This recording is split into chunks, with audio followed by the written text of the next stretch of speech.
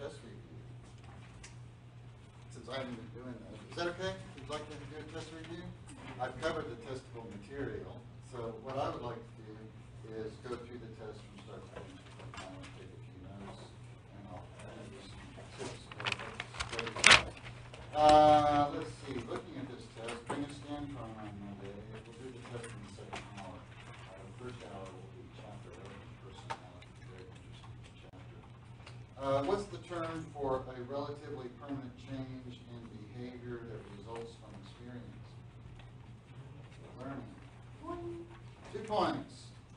Let's see. This one's too easy. Who do you associate, what's the name of the researcher that you associate with classical conditioning? Yep. Then I get into, remember the terminology? Conditioned stimulus, unconditioned stimulus, conditioned response, unconditioned response. Does anybody, have you ever been like driving home and just thought of something and experienced salivation and mouth watering? It's interesting, just the mental image of something can serve as a conditioned stimulus, right? Or you just think about it. With me it's mustard on turkey. Mustard on a turkey sandwich, salivating is like a fire at it. It's pure conditioning. Which of the following scenarios exemplifies extinction in classical conditioning? Remember extinction? This is the treatment for phobias, right? Who can just, well, instead of asking you, I'll describe extinction this way for you and see what you think. You present the conditioned stimulus without the unconditioned stimulus over and over again until the conditioned stimulus stops eliciting the conditioned response. Make sense? Bell without the meat over and over again. Dog stops salivating, correct? That's extinction. It's also the leading treatment for phobias. What's the term when you condition an animal to show a conditioned response to a conditioned stimulus, and the animal shows the same response to a stimulus that's similar to the stimulus? What? Yes, stimulus generalization. Maybe there'll be a bunch of high scores on this sucker. Is this useful? Should I continue? Okay, why not? Let's see. Does anybody have a dog or cat who runs into the kitchen when they hear the can opener working? Now, they probably don't come in when they hear the garbage disposal. Why not? Well, Pavlov would say that's easy. That's stimulus discrimination. Remember the difference between circles and triangles? Dogs learned one response to circles and one response to triangles. Discrimination training, remember that? Let's see. Okay, here's a question on the classical conditioning of PTSD. This is how the chapter on learning begins. The PTSD, the learning theorists say, I got that explained. The way it happens is some very extremely out of the ordinary, powerful, unconditioned stimulus happens, and everything that's associated with it is remembered.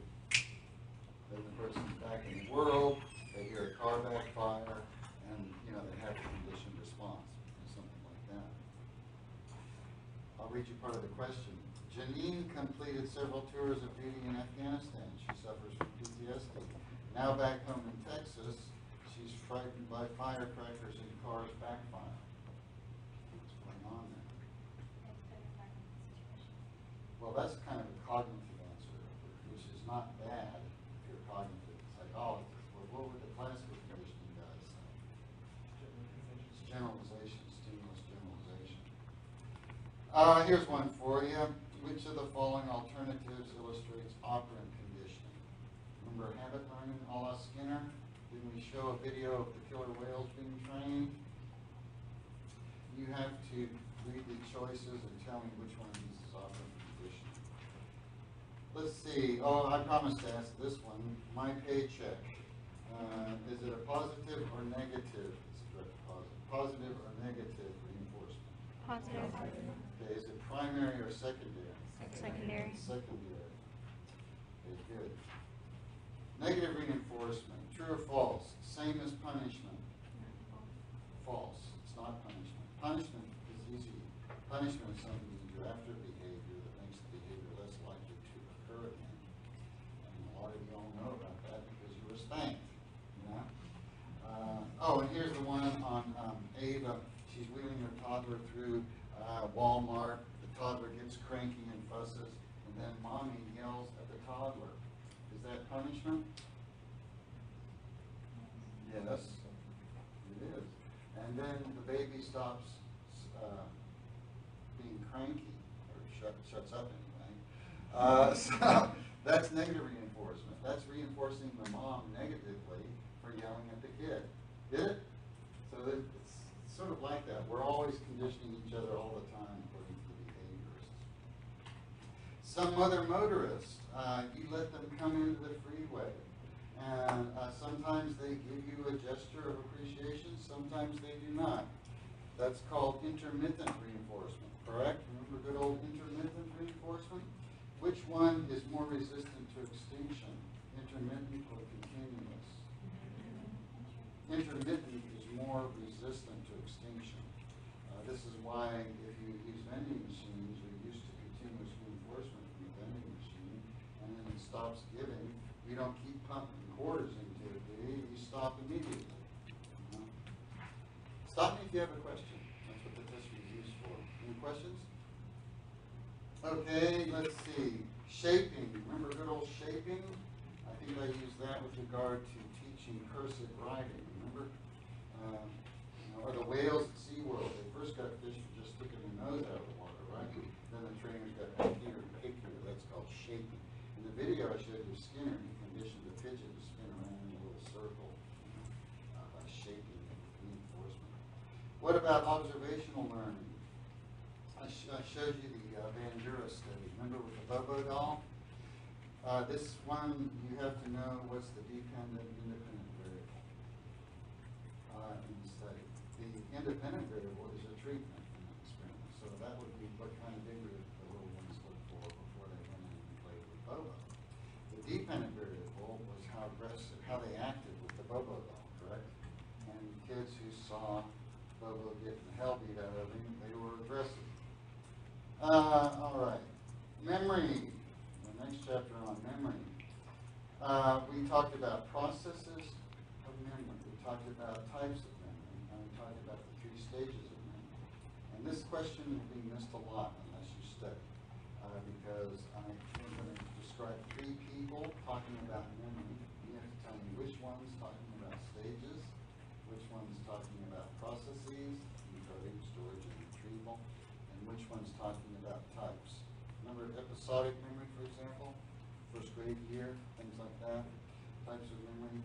It's not a hard question, you know it. Let's see. Difference between explicit and episodic memory. An episode that you remember and can put into words would be episodic memory that's explicit, correct? Anybody here play badminton? Who plays badminton? Whatever happened to badminton? Have you seen the, so you all know what the birdie is, right? The shuttlecock. You have to hit that a certain way to play badminton well. Once a person, how many people have played badminton?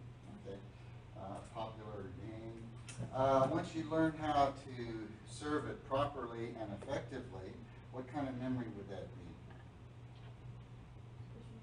Yes, procedural memory. How to do things. We talked about black belts. We talked about riding a bicycle, correct? Lifeguarding. I think I'm giving you too much information, am I? No. Okay, I'll continue. Which of the following memory measures is correctly described? You might want to review this. It's in the book. It's in the PowerPoint. We talked about recall, the Blue Book exam, right? We talked about recognition on a multiple choice test. We talked about relearning. I talked about my German. And, you know, if I went to Germany and worked with the Germanians, I would, learn German again. That's called relearning. Does anybody know the term for memories which you're not consciously aware of? Implicit. There's going to be some high scores on this thing. The 3-stage model, the Atkinson-Shiffrin model. You might recall, consider this review. Sensory memory, short-term memory, long-term memory. Sound familiar? Might want to take a look at that slide before the test. What's the actual term for true photographic memory? Eidetic imagery. It's this. I think we talked about it in class. Dydek imagery. Those are the true photographic memory types. Usually kids, but apparently there's some adults who can do it. Who can tell me the, oh, this one's so hard, I have to talk about this. If you were doing complex multiplication problems in your head, you would probably be working on it in working memory, which is another term for what? Short-term memory. But the multiplication tables have been overlearned and remembered in which memory? Long-term, right? They're in long-term memory from fourth grade or something. So it's kind of a toughie. Can anybody tell me the capacity of short-term memory? Yeah, how many chunks can you put in? 7, plus or minus 2. Remember the pennies? Pennies, you couldn't pick out the right penny. Why? Because you probably never encoded it. It would be important. There's a question that's similar to that. Which produces better memory, by the way? Since you guys have Friday, Saturday, Sunday, 4 days with nothing to do with study psychology. What produces better memory? Cramming or spacing it? Spacing it. Okay, here's one on something called the tip of the tongue phenomenon. What the hell is that? Then we get into cognitive biases. Did I talk about the confirmation bias? So-and-so's lucky day, remember that? Confirmation bias. It's a form of error that we commit sometimes. How about this? Errors in memory. Somebody thinks they remember something that they saw on TV. What would that be? Huh? No, close. Close. Source monitoring. Source monitoring. I don't remember where you heard it.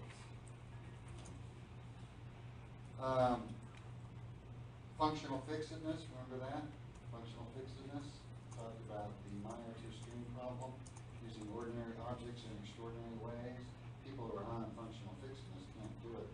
Here's the thing on Loftus from 1974 involving misinformation.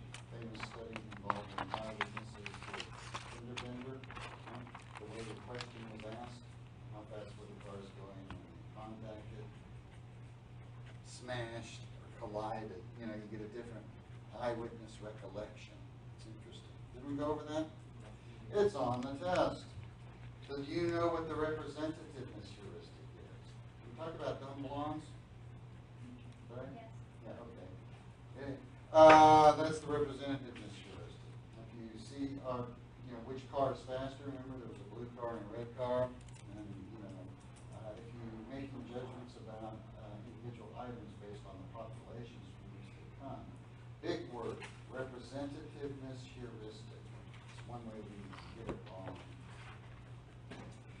What kind of thinking is this? Coulda, woulda, shoulda. Counterfactual. Well done. Did I talk about my breakup where I told the young lady, think about what might have been? That was my feeble attempt at counterfactual thinking. What's the correlation between confidence in eyewitness testimony and accuracy? It's only mild, very slight. The chapter has a streaming video of, remember picking cotton? The woman was absolutely certain she identified her assailant. She sent the wrong man to prison for 12 years. What about intelligence? What is it positively correlated with? I'm going to tell you, but it's in the PowerPoints, it's in the book. Here's one. Which of the following is not one of the 3 types of intelligence by Sternberg? Sternberg's the guy with the triarchy theory, remember? There was analytical smarts, there was creativity, and practical intelligence. You might want to commit those to memory.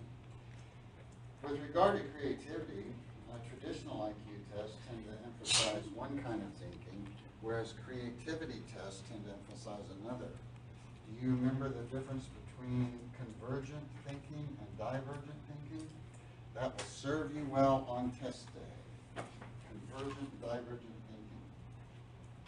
Then it's Gardner's 9 forms of intelligence. I'll describe Kiana, an excellent salesperson. What kind of intelligence goes on? Describes her a little bit. What kind of intelligence is she showing? According to Gardner, you have to know your 9 intelligences. Here is a question on that will ask you to calculate a kid's IQ. I'll give you the kid's mental age and their chronological age, and you tell me their IQ. Mental age over chronological age, close parentheses, times 100. Remember? What about this? Let's see. People who are put in a functional MRI and given problems to solve. 2 groups, high intelligent and less intelligent. It's interesting. Remember we talked about how the high intelligent people actually use less brain activity to solve problems. It's like they're like the Corvette Stingray entering the freeway. It's functional MRI. Sex differences. Which sex is more intelligent than the other? They're the same. According to researchers, the average is identical. But with regard to the shape of the bell curve, which sex has more variability? Men have more variability.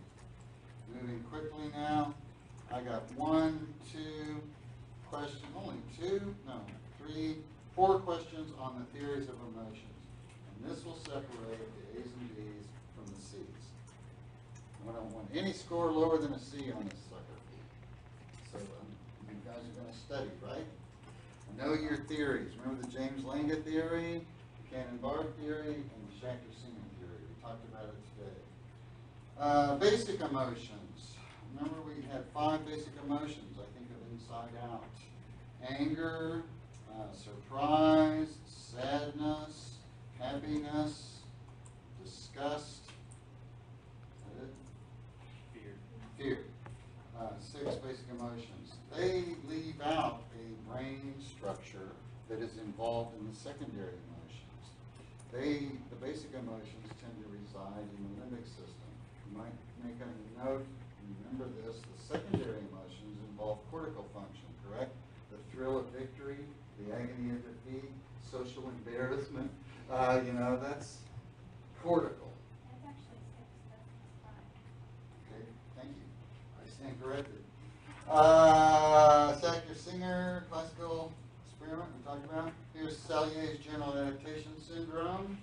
Talked about that today. Which stage is it where people get sick? Exhaustion. Consider fight or flight and tend and befriend as responses to stress and coping mechanisms. You know women tend to do one more than men, but which one is healthier? Tend and befriend doesn't involve the HPA axis. Why is social support good? There it is. And let's see, the Brickman study on happiness, lottery winners and paralyzed patients. It's surprising that a couple or 3 years later, they're just as happy as anybody. It's surprising. And the last question on the test deals with this, the hypothalamus. Know which part is start and which part is stop. That's it. Any questions? Thank you very much. I'll see you next time. We'll have a lecture for now, and then we'll do test 3. I have office hour at